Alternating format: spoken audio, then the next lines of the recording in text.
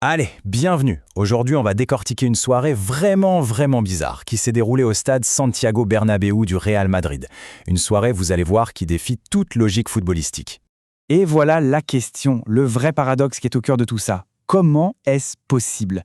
Plongeons ensemble dans cette histoire pour comprendre comment une victoire peut finalement avoir un goût de défaite et comment un buteur peut devenir la cible de son propre public. Bon, pour commencer, il faut planter le décor. Tout ça se passe pendant un match de Liga qui, sur le papier, n'avait l'air de rien. Une simple formalité en apparence, mais qui a en fait révélé des tensions bien plus profondes. Alors, le score final, c'est 2-1, une victoire. Mais ce chiffre ne dit pas tout, mais alors là, loin de là. Ce qui est incroyable ce jour-là, c'est le contraste. D'un côté, une victoire pour l'équipe, de l'autre, dans les tribunes, une ambiance de défaite totale, glaciale. Le tableau d'affichage finalement ne raconte qu'une toute petite partie de l'histoire. Et cette citation, franchement, elle résume tout parfaitement.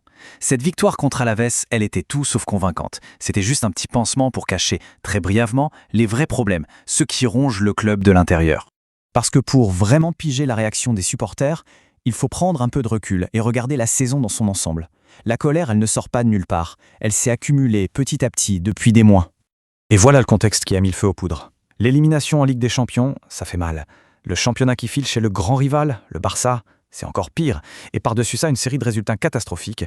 Bref, on se dirigeait tout droit vers une saison blanche, sans aucun trophée majeur. Le cocktail était explosif.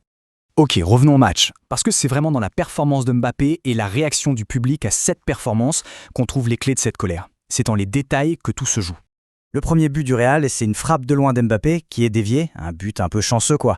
Et lui, il ne célèbre même pas. Zéro réaction. Au lieu de réveiller le stade, ce moment a juste souligné à quel point l'équipe était amorphe. Ça a jeté un froid. Et là, c'est le moment précis où tout bascule. Juste avant la mi-temps, Mbappé tente un lob et le rate.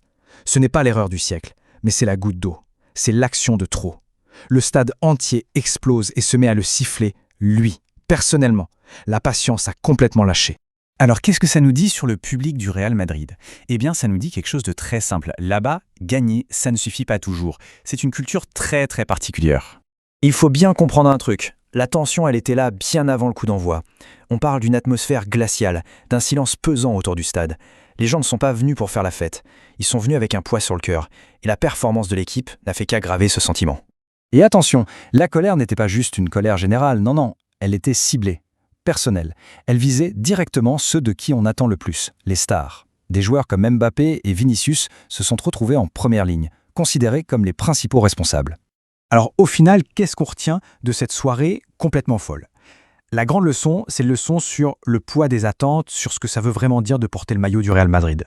On pourrait appeler ça l'exigence du Bernabéu. C'est une culture où gagner, c'est juste la base. Ce qui compte vraiment, c'est de dominer, c'est de soulever les trophées. Un bon buteur, c'est applaudi. Mais seul un champion est vraiment adulé. C'est toute la différence.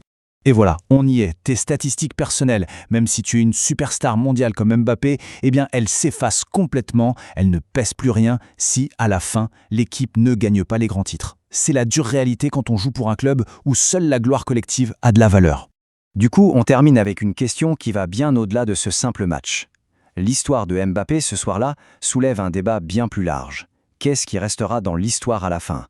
Les buts qu'on a marqués ou les coupes qu'on a soulevées? La réponse, elle n'est peut-être pas aussi simple qu'on le croit.